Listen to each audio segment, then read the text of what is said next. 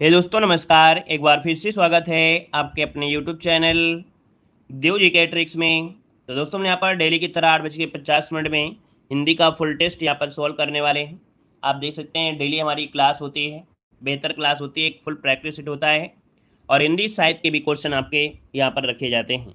तो चलिए स्टार्ट करते हैं। गुड इवनिंग सभी को, गुड इवनिंग सभी को। जय हिंद, जय बजरंगबली, जय हिंद, जय भारत।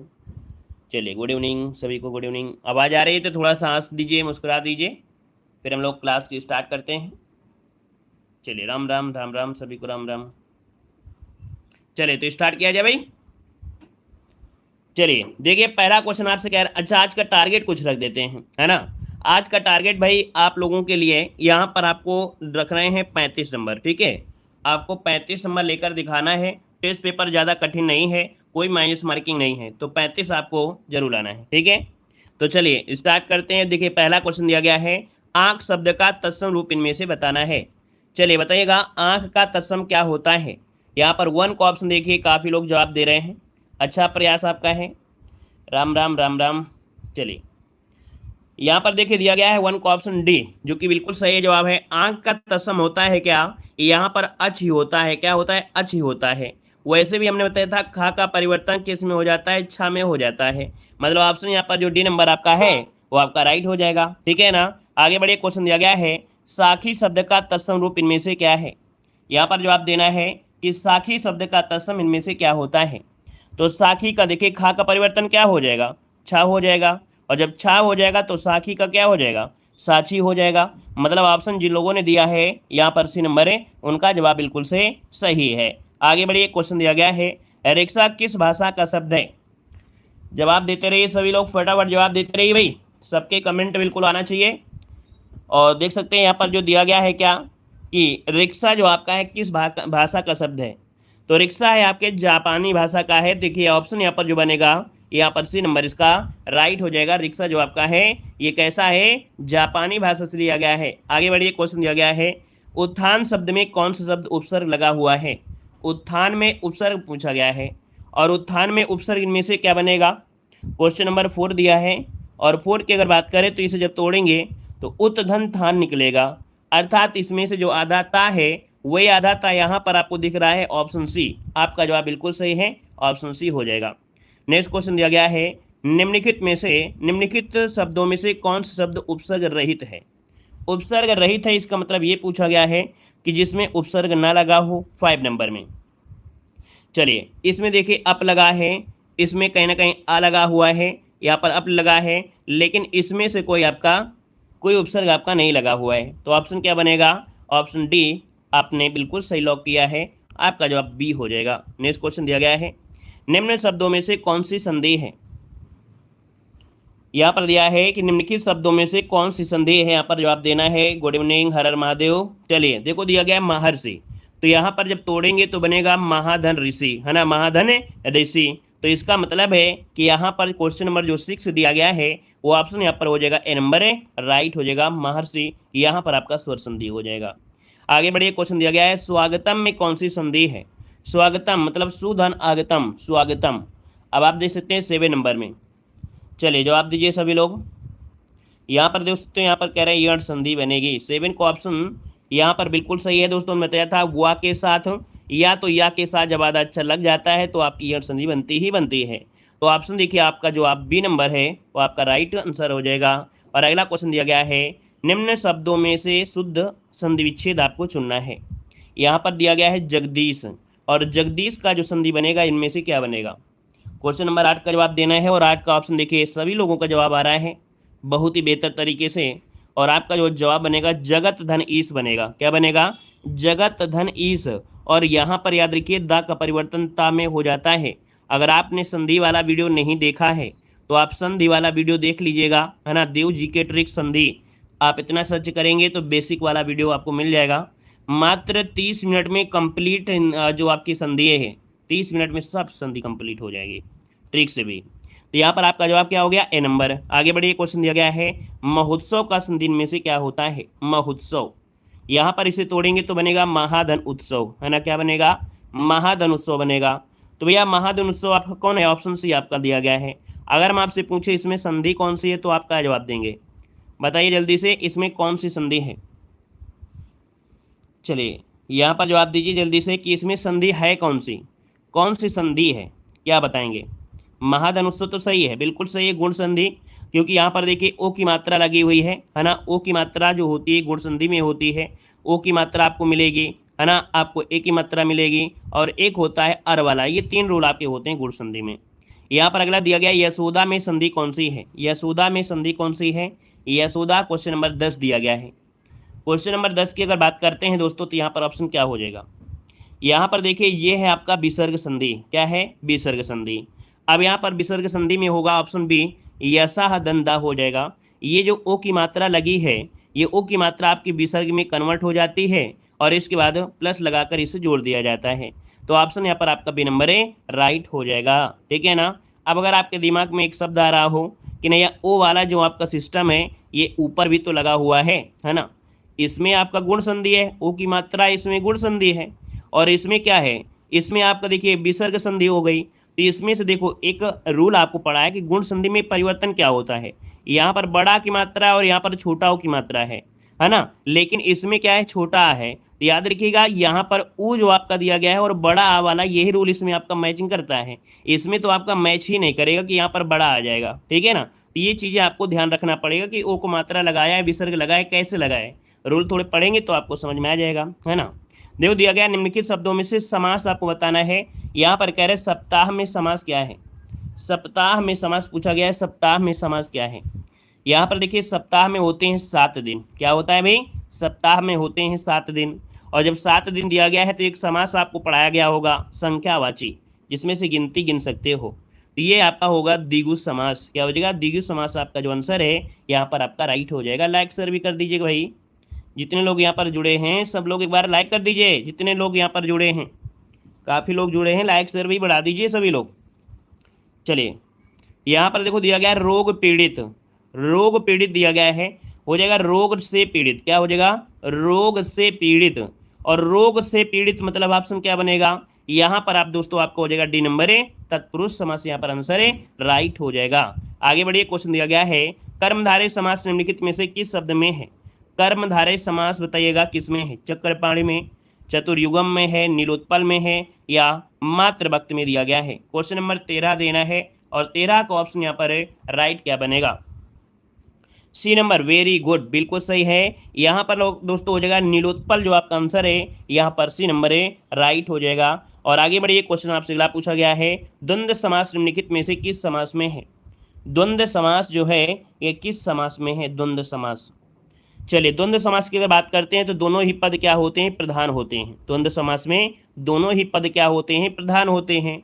अब जब दोनों पद प्रधान होते हैं, यहाँ पर देख सकते हैं जय पराजय, जय पराजय, यही आंसर हो जाएगा, क्योंकि यहाँ पर जय है फिर पराजय है, एक दूसरे के विलोम होते हैं। आपका आंसर यहीं से आपका राइट हो जाएगा। आगे बढ़िए, क्वेश्चन दिया गया है द्विगु समास निम्नलिखित में से किस शब्द में है? द्विगु शब्द समास पूछा गया है, अर्थात संख्यावाची है। यहाँ पर संख्यावाची दिया गया है क्या? नीलांबर है, चिड़ीमार है, चौराहा है, रुपया पैसा है। और चौराहा में भैया क्या होता है? चौराहे में क्या होते हैं? यहाँ पर 4 रोड निकली होती हैं, इधर भी जा सकते हैं, इधर भी जा सकते हैं, वही चौराहा, अर्थात ऑप्शन सी राइट हो गया। अगला क्वेश्चन है दावाग्नि शब्द का अर्थ इनमें से क्या होता है? चलिए जवाब देना है, दावाग्नि का सही अर्थ इनमें से क्या होता है? दावाग्नि। चलिए दानव लोग रहते हैं जंगल में, है ना, और जंगल में जब आग लगती है तो दानव कहाँ भगेंगे? गांव की तरफ भगेंगे, अर्थात जंगल में लगने वाली आग को बोलते हैं क्या? यहाँ पर दावानल बोलते हैं। ऑप्शन आपका सी हो जाएगा राइट। नेक्स्ट क्वेश्चन दिया गया है किस शब्द का अर्थ मयूर है? किस शब्द का अर्थ मयूर है? चलिए 17 का ऑप्शन देना है दोस्तों। 17 की अगर बात करते हैं तो यहाँ पर जो आपका आंसर है वो आपका राइट क्या हो जाएगा? मयूर का अर्थ क्या होता है? चलिए मयूर का अर्थ दोस्तों याद रखिएगा सुंदर पंखों वाली लंबी पूंछ।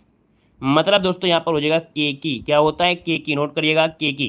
केकी मतलब होता है सुंदर पंखों वाली लंबी पूंछ। ठीक है, सुंदर पंखों वाली लंबी पूंछ उसे बोलते हैं केकी।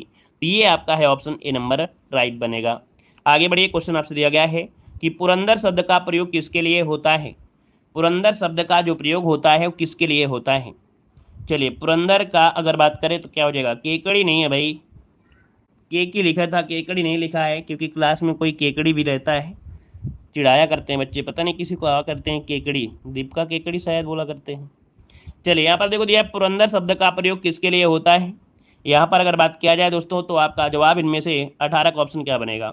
देखिए पुरंदर मतलब होता है ऑप्शन यहाँ पर डी नंबर इंद्र को कहा जाता है ना, इंद्र जो कि ऑप्शन है यहाँ पर डी नंबर। नेक्स्ट क्वेश्चन दिया गया है इनमें से कौन सा शब्द पुष्प का पर्यायवाची नहीं है। चलिए पुष्प का पर्यायवाची नहीं है, यहाँ पर जवाब देना है। और दोस्तों देख सकते हैं कि पुष्प का जो पर्यायवाची होता है वो कुसुम होता है, प्रसून होता है, सुमन होता है, लेकिन अनंग नहीं होता है ना। अब ये बताइएगा अनंग होता है तो किसका होता है, जल्दी से बताइए। चलिए सभी लोग बताइएगा अनंग पर्यायवाची होता है किसका होता है, अनंग पर्यायवाची जो होता है किसका होता है। चलिए अनंग पर्यायवाची किसका होता है, सर्प का तो नहीं होता भैया, नहीं सर्प का नहीं होता भैया, कामदेव का होता है, बिल्कुल सही है। ये दोस्तों याद रखिएगा कामदेव का पर्यायवाची है, अनंग होता है, मनोज होता है ना, मदन होता है, मनसिज होता है, रतिपति होता है। तो यहाँ पर आंसर आपका सी हो जाएगा। यहाँ पर दोस्तों दिया गया अगला क्वेश्चन, निम्नलिखित वाक्य के लिए प्रयुक्त उचित शब्द इनमें से क्या है। कह रहा है ज्ञान प्राप्ति की इच्छा रखने वाला, ज्ञान प्राप्ति की इच्छा रखने वाले को क्या कहते हैं। बताइएगा कि ज्ञान प्राप्ति की इच्छा रखने वाले को क्या कहा जाता है। ज्ञानी कहते हैं, ज्ञाता कहते हैं, जिज्ञासु कहते हैं, या आपका ज्ञानवान कहेंगे। तो दोस्तों याद रखिएगा कि ज्ञान प्राप्ति की इच्छा रखने वाले को, जब इच्छा रखने वाला है तो आपका जिज्ञासा, क्या हो जाएगा जिज्ञासा। ऑप्शन आपका बनेगा यहाँ पर आपका सी नंबर। आगे बढ़िए, क्वेश्चन दिया गया है कि जो किए गए उपकार को ना मानता हो, जो किए गए उपकार को ना मानता हो उसे क्या कहते हैं। चलिए जो किए गए उपकार को नहीं मानता है, तो दोस्तों यहाँ पर देखो क्या दिया गया है, नहीं शब्द दिया गया है। तो हमने बताया था नहीं शब्द आपको ध्यान भी देना पड़ेगा ऑप्शन में। यहाँ पर देखिए ना शब्द यहाँ पर भी दिया गया है।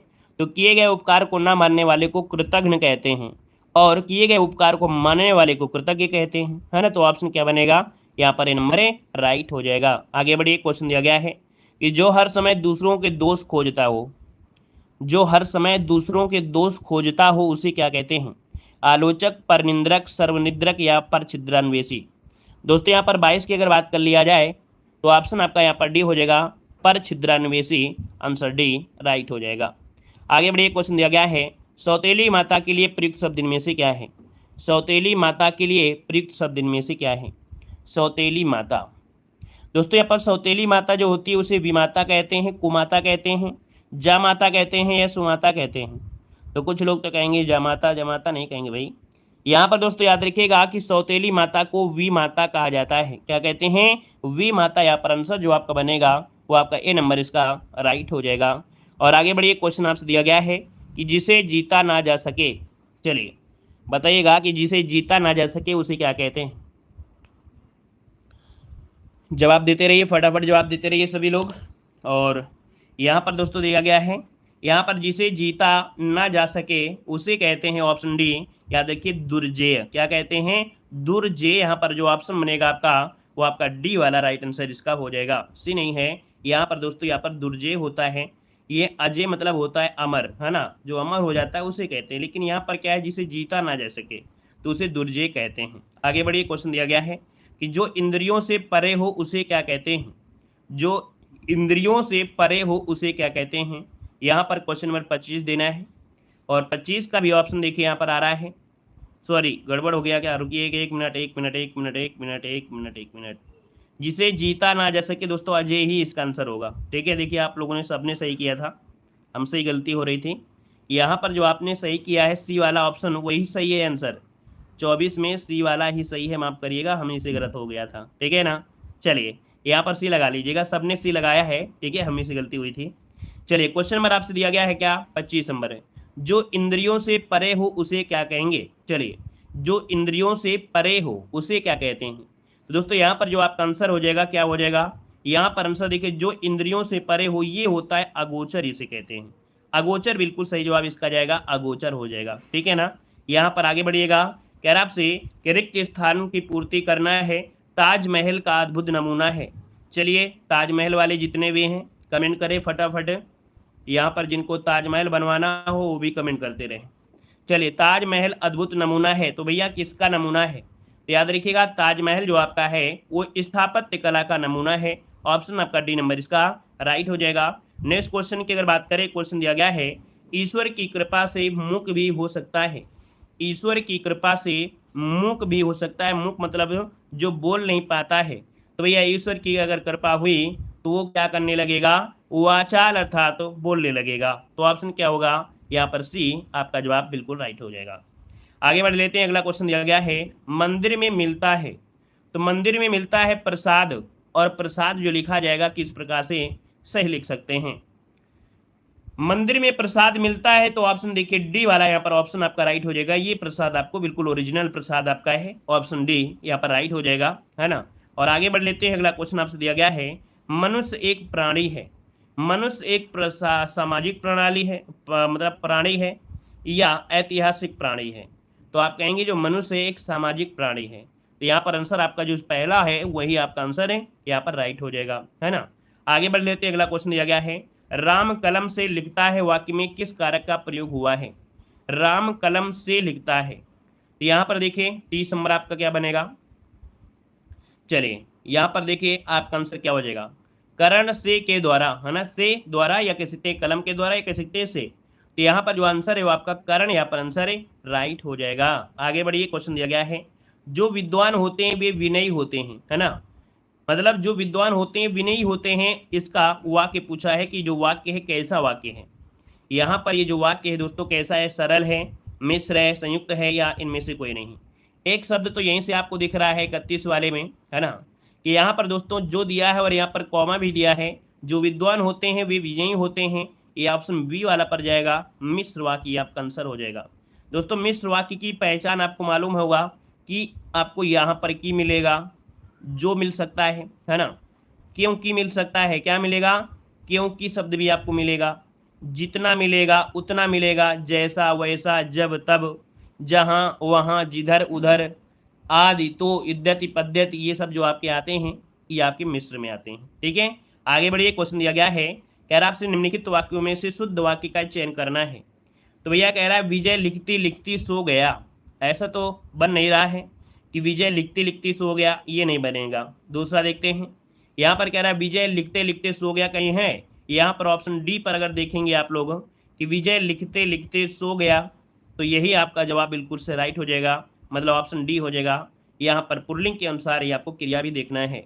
यहाँ पर दिया है निम्न वाक्यों में से शुद्ध वाक्य का चयन करना है। क्वेश्चन नंबर 33 दिया गया है। और 33 की अगर बात करते हैं तो बस नदी पर गिर पड़ी, बस नदी पर गिर पड़ी।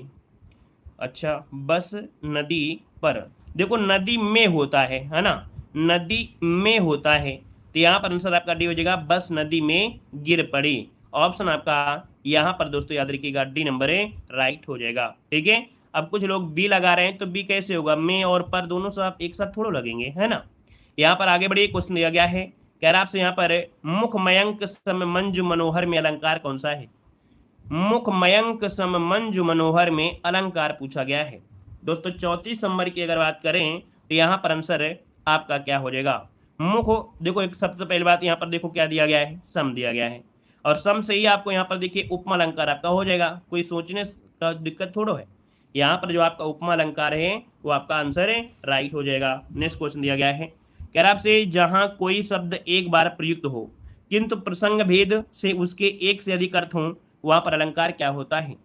जहाँ कोई शब्द एक बार देखो प्रयुक्त हो रहा है किंतु प्रसंग भेद उसके क्या है, एक से अधिक अर्थ हो रहे हैं, तो ऐसी स्थिति में क्या होता है, यहाँ पर श्लेष अलंकार होता है। शब्द एक अर्थ नेक, है ना। तो आपका जवाब हो गया यहाँ पर ए नंबर।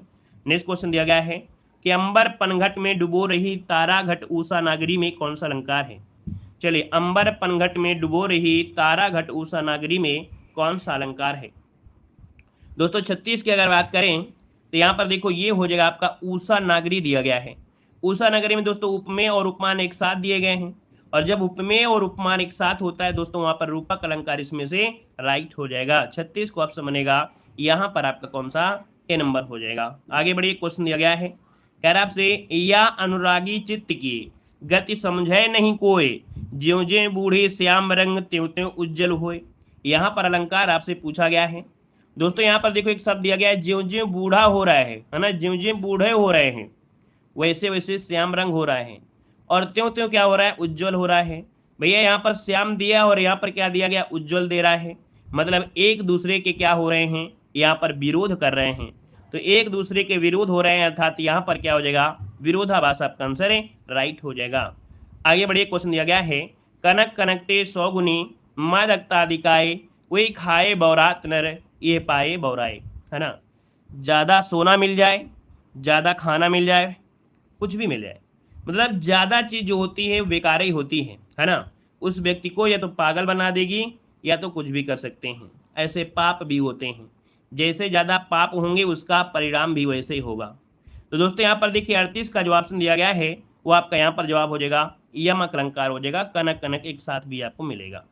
यहाँ पर आगे बढ़िए, क्वेश्चन दिया गया है, रहमन पानी राखिए बिन पानी सब सुन, और पानी गए न उबरे मोती मानुष चुन। इसको तो आपने हमेशा राह चलते क्वेश्चन पढ़ा भी होगा। देखिए पानी शब्द यहाँ पर दिया है और इस पानी के 3 अर्थ भी यहाँ पर दिए हैं, मोती, मनुष्य और यहाँ पर आपका चून। तो भैया आप देख सकते हैं कि मोती, है ना, यहाँ पर मानुष और चून, तीनों के अर्थ यहाँ पर आपके निकलेंगे। तो यहाँ पर आपका श्लेष अलंकार आपका राइट हो जाएगा, है ना। यहाँ पर अगला क्वेश्चन दिया गया है, श्रृंगार रस का स्थायी भाव पूछा गया है। और कुछ लोग यहाँ पर इतने अच्छे लोग हैं कि जवाब पहले ही से यहाँ पर दे चुके हैं। यहाँ पर देख सकते हैं कि श्रृंगार रस का जो स्थायी भाव होता है वो होता है दोस्तों रति होता है, रति मतलब प्रेम, है ना। तो ऑप्शन आपका डी हो जाएगा राइट। नेक्स्ट क्वेश्चन दिया गया है, विभत्स रस का स्थायी भाव इनमें से कौन सा है। विभत्स रस का स्थायी भाव पूछा गया है। और दोस्तों 41 का ऑप्शन इनमें से क्या हो जाएगा, जुगुप्सा आपका आंसर, आपका ये नंबर है, राइट हो जाएगा, जुगुप्सा हो जाएगा। नेक्स्ट क्वेश्चन दिया गया है कि भरत मुनि ने कितने रसों की चर्चा अपने नाट्य शास्त्र में किया है। भरत मुनि ने कितने रसों की चर्चा अपने नाट्य शास्त्र में की थी। यहाँ पर दोस्तों 42 नंबर की अगर बात करें तो दोस्तों याद रखिएगा 8 यहाँ पर किया है। अब यहाँ पर होते रस जो आपके 9 हैं, लेकिन एक रस जो है उन्होंने नहीं माना है। वो कहते हैं नाटक में शांत रहना बेकार है, शांत रस का होना बेकार है, इसलिए वो शांत रस को नहीं रखते हैं, इसलिए सिर्फ 8 मानते हैं। यहाँ पर दिया गया है, शोभित कर नवनीत लिए में कौन सा रस है। शोभित कर नवनीत लिए, है ना, यहाँ पर 43 नंबर। और ये दोस्तों आपका अधूरा आपका दिया गया है, ये जो सेंटेंस है अधूरा दिया गया है। शोभित कर नवनीत लिए गुटरवन, है ना, मुंह में लपेटे, वही वाला आपका है, ये वात्सल रस का है, ऑप्शन बी राइट हो जाएगा। अगला क्वेश्चन दिया गया है कि श्री गुरु चरण सरोज रज निज मन मुकुर सुधार, बरनौ रघुबर विमल जसु जो दायक फलचारी। हनुमान चालीसा उठाकर देखिएगा, यहाँ पर आपको स्टार्टिंग में मिल जाएगा दोस्तों, है ना। और ये होता क्या है, आप देख सकते हैं कि ये दोहा होता है। और दोहे में दोस्तों यहाँ पर देख सकते हैं क्या होता है कि यहाँ पर पहले और तीसरे में 13 मात्राएं, दूसरे और चौथे में 11 मात्राएं होती हैं। तो ऑप्शन बनेगा आपका ए नंबर हो जाएगा। अगला दिया गया किस छंद में 6 चरण होते हैं। दोस्तों 6 से छप्पे बनता है और एक होता है कुंडलियाँ, यही आपको मिलेंगी जिसमें से आपके 6 चरण होते हैं। तो यहाँ पर जो आपका आंसर है दोस्तों वो आपका हो जाएगा कौन सा, ए नंबर है, राइट हो जाएगा। अगला क्वेश्चन दिया गया है यार, रोला के प्रत्येक चरण में कितनी मात्राएं होती हैं। चलिए चौपाई में कहाँ होता है, कहाँ पढ़ लिए भैया, है चौपाई में कहाँ होती हैं 6, कहाँ पढ़ लियो 6, मतलब फालतू में कमेंट करते रहते हो, है डांट नहीं मिलती तो अपने मन का करोगे क्या। कहाँ पढ़ लिया है चौपाई में, किसने पढ़ा दिया तुम्हें, ये ज़्यादा स्मार्ट हो गए हो। चलिए देखो यहाँ पर दिया गया है कि रोला के प्रत्येक चरण में कितनी मात्राएं होती हैं। यहाँ पर याद रखिएगा 46 नंबर में, तो 46 का ऑप्शन यहाँ पर सी, ये आपका हो जाएगा 24, ठीक है ना। अब दोस्तों यहाँ पर देखिए रोला आपसे पूछा गया है, रोला आपसे पूछा गया है, लेकिन रोला में जो 11वीं और 12वीं परियत होती है वो चीज़ अलग हो गई, ठीक है ना। अब यहाँ पर आपसे जैसे 24 है तो भैया जो आपका होता है क्या, यहाँ पर चौपाई, तो चौपाई में क्या होते हैं, 4 चरण होते हैं, 16 मात्राएं होती है ना, उसमें से 24 कहाँ से आप आ रहे हैं। चलिए यहाँ पर देखिए अगला क्वेश्चन दिया गया है, कह रहा है आपसे यहाँ पर 9 2 11 होना इस मुहावरे का अर्थ इनमें से क्या है।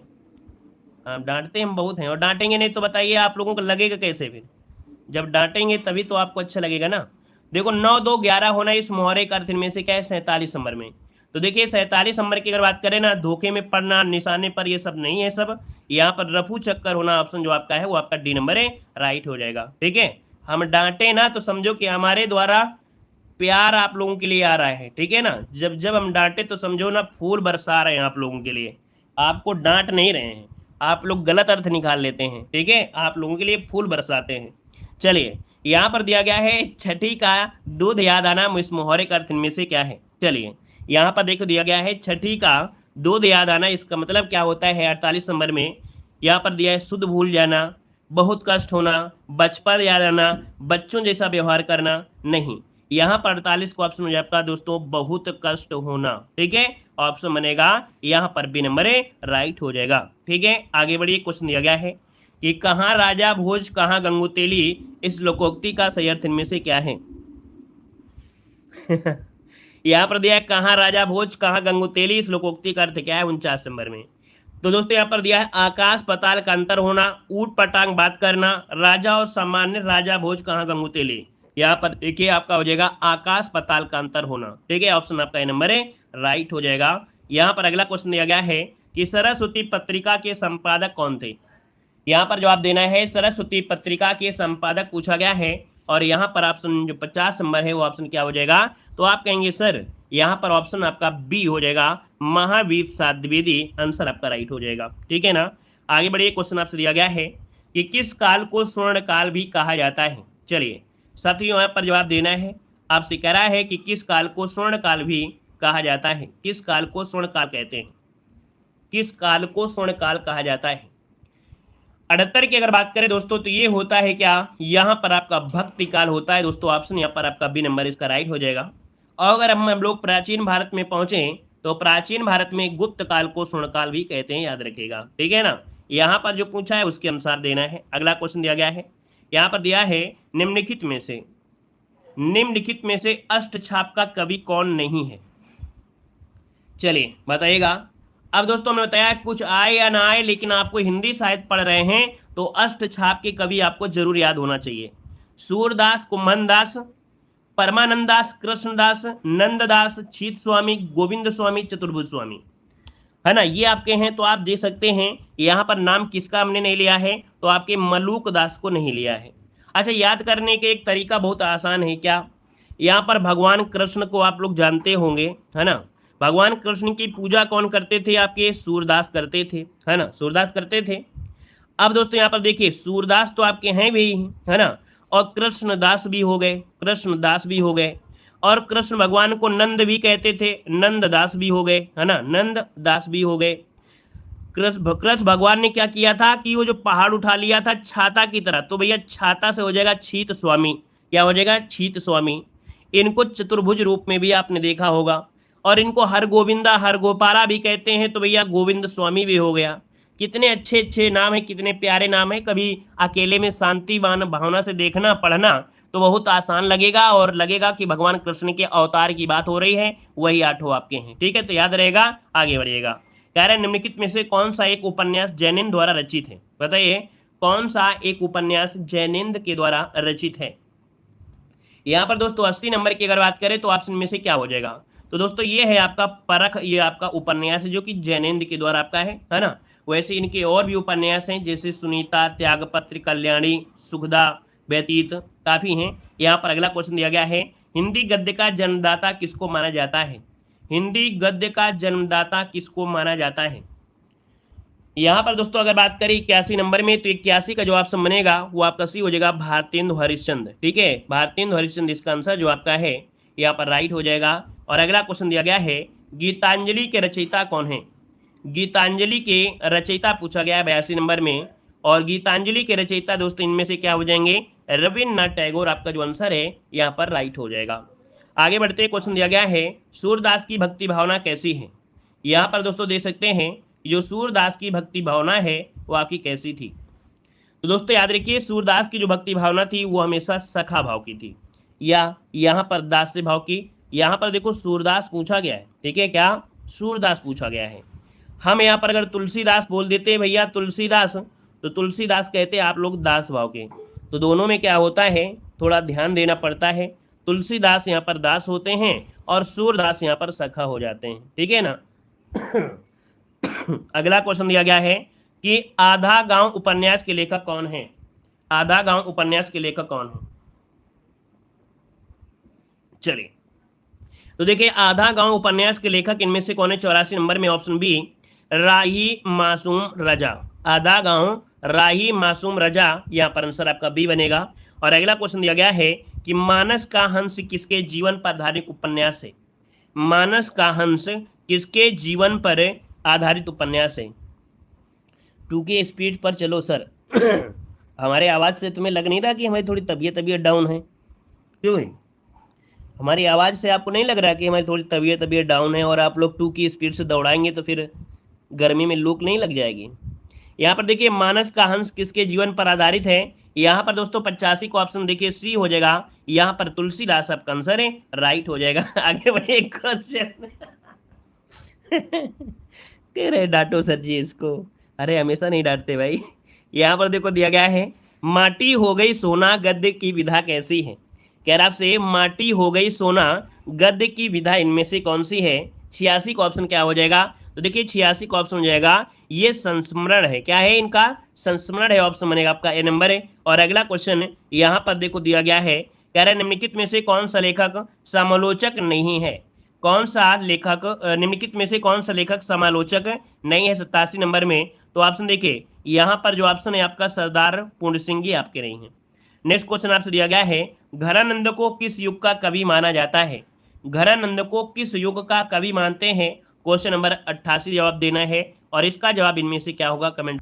आइए फिर अगली क्लास में, अगली क्लास जो आपकी है वो आपकी जीके की है। ठीक है, धन्यवाद, जय हिंद।